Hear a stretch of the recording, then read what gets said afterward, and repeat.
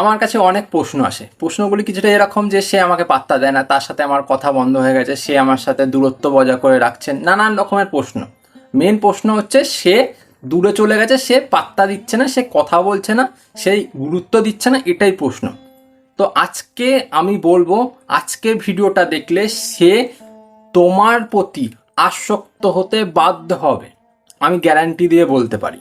তুমি ভিডিওটা দেখো, যেই পয়েন্টগুলো বলবো সেগুলো মিলিয়ে তুমি করার চেষ্টা করো, সে আসক্ত হবে তোমার প্রতি, আমি গ্যারান্টি দিয়ে এটা বলছি আজ।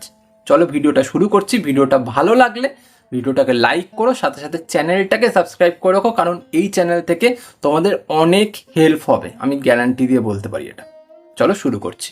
ফার্স্ট পয়েন্ট, সম্পর্ক যখন শুরু হয় তখন তোমরা কি করো, প্রত্যেকজন একটাই কাজ করো যে তার প্রতি বেশি পরিমাণ করে সময় ব্যয় করা শুরু করো।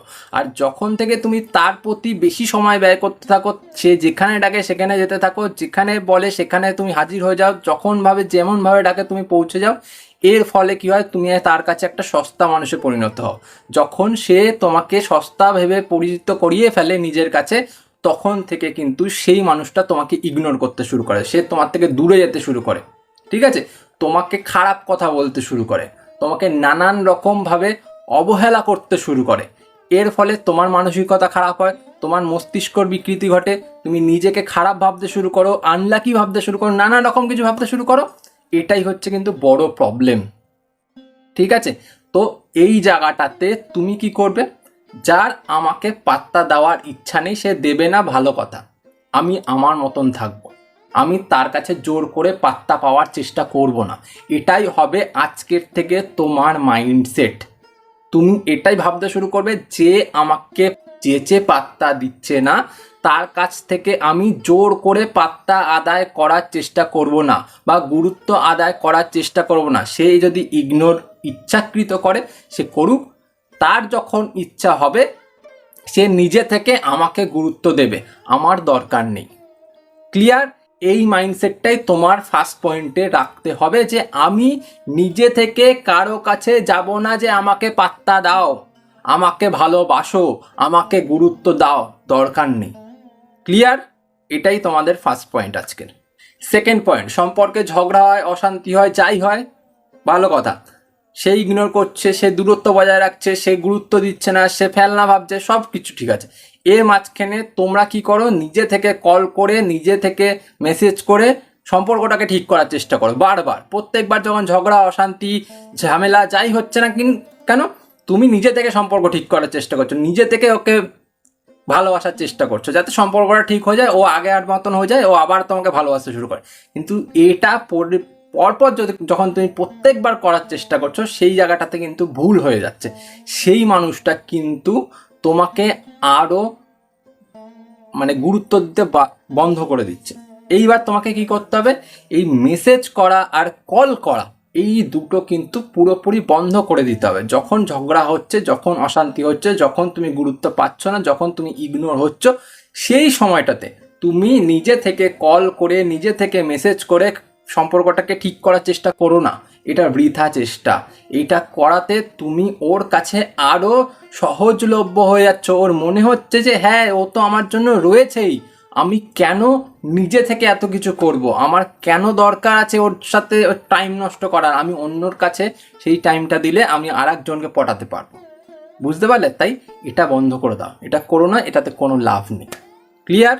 থার্ড পয়েন্ট, সম্পর্ক শুরু থেকে 3 থেকে 4 মাস পর্যন্ত এটা থাকে হানিমুন পিরিয়ড।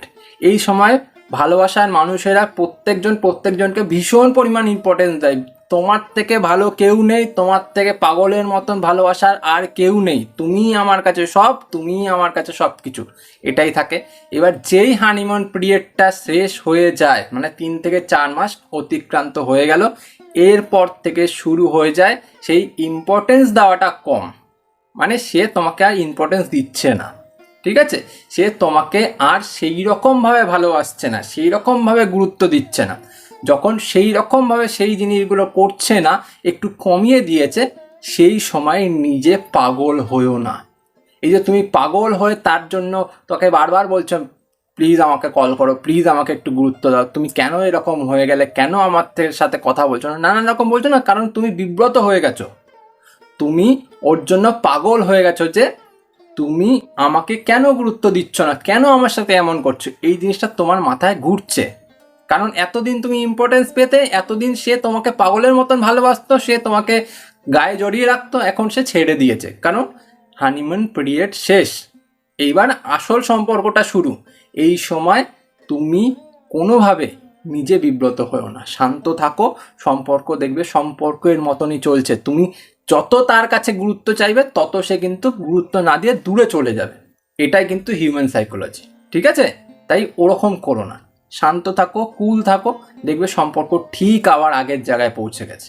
বুঝতে পারলে? 4 নাম্বার পয়েন্ট, যখন সম্পর্ক শুরু হয়, আমরা একে অপরকে ভালোবাসতে শুরু করি, তখন এমনভাবে আমরা নিয়ে নিই বা এমনভাবে তাকে গুরুত্ব দিয়ে ফেলি যে সে আমাদেরকে টেকেন ফর গ্রান্টেড হিসাবে নিয়ে নেয়। আমরা তাকে মাথায় তুলে ফেলি, আমরা তাকে ভীষণ পরিমাণ ভালোবাসা দিয়ে ফেলি, তাকে আমরা সব কিছু বলার অধিকার দিয়ে দিই, সব কিছু করার অধিকার দিয়ে দিই। এর ফলে কি হয়? নিজেদের ক্ষতি হয়, আমরা তার কাছে নিজের গুরুত্বটা হারিয়ে ফেলি। সে আমাদেরকে এমন মনে করে যে আমরা যেন তার কাছে একটা স্লেভ, আমরা চাকর, আমরা তার ভালোবাসার মানুষ না। সে আমার সাথে সম্পর্কে এসে যেন আমার উপর কৃতার্থ করেছে, এরকম একটা মানসিকতা আমাদের তৈরি হয়ে যায়। এটা বন্ধ করে দাও, তাকে মাথায় তুলো না। সে যেই জায়গাটায় থাকার যোগ্য তাকে সেই জায়গাটাতেই রাখো। সে এমন মনে করছে যেন সে একটা নেতা, তুমি তার কাছে গেছো আমাকে এই কাজটা করে দিন, করবে? জীবনে কোনোদিনও করবে না। ঠিক তেমনই সম্পর্কটাও ওই রকম, তাকে যেই জায়গাটায় রাখার দরকার সেই জায়গাটায় যদি রাখো, তাহলে কিন্তু সে ওই রকম মাথায় উঠে নাচতে পারবে না। যখন সে নাচতে পারবে না তখন কিন্তু সে লাইনে থাকবে যে তুমি কিছু করলে আমি কিন্তু ছেড়েও দিতে পারি।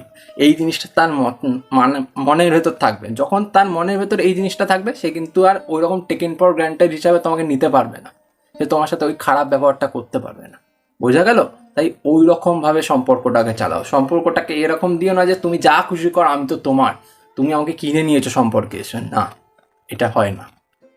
5 নাম্বার পয়েন্ট আর লাস্ট পয়েন্ট, সব সময় নিজেকে ইউ আর দ্য বেস্ট, মানে আই অ্যাম দ্য বেস্ট, আমি বেস্ট ডিজার্ভ করি, আমি তোমার কাছে খারাপ ভাষা, খারাপ কথা, খারাপ সম্পর্ক ডিজার্ভ করি না, এই জন্য আমি এই সম্পর্কে আসিনি, এই রকমভাবে কিন্তু নিজেকে ট্রিট করতে হবে যে আমি এমন একজন মানুষ যে বেস্টটা ডিজার্ভ করি, আর আমি একজন বেস্ট মানুষ, আমি কোনো ফেলনা মানুষ নেই, আমি কোনো সস্তা মানুষ নই যে তুমি আমার সাথে যা খুশি করবে, যেমন তেমন ব্যবহার করবে, আমি সহ্য করে নেব।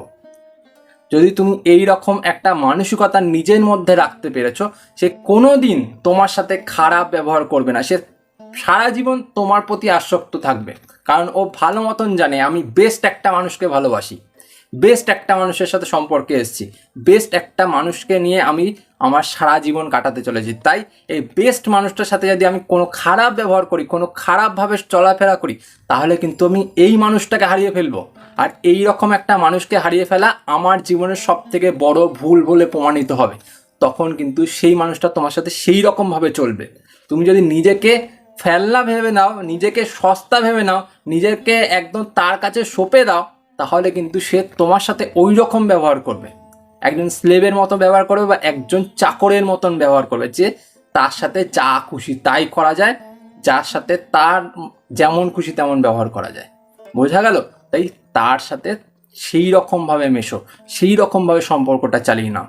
নিজের মধ্যে ওই রকম একটা মানসিকতা বিল্ড করো যে কেউ ইচ্ছা করলে খারাপ ব্যবহার করতে পারে না, এটা মাথায় রাখতে হবে। আজ এই 5টাই পয়েন্ট। যদি ভিডিওটা ভালো লেগে থাকে, ভিডিওটাকে লাইক করে সাথে সাথে চ্যানেলটা সাবস্ক্রাইব করে দাও। টাটা।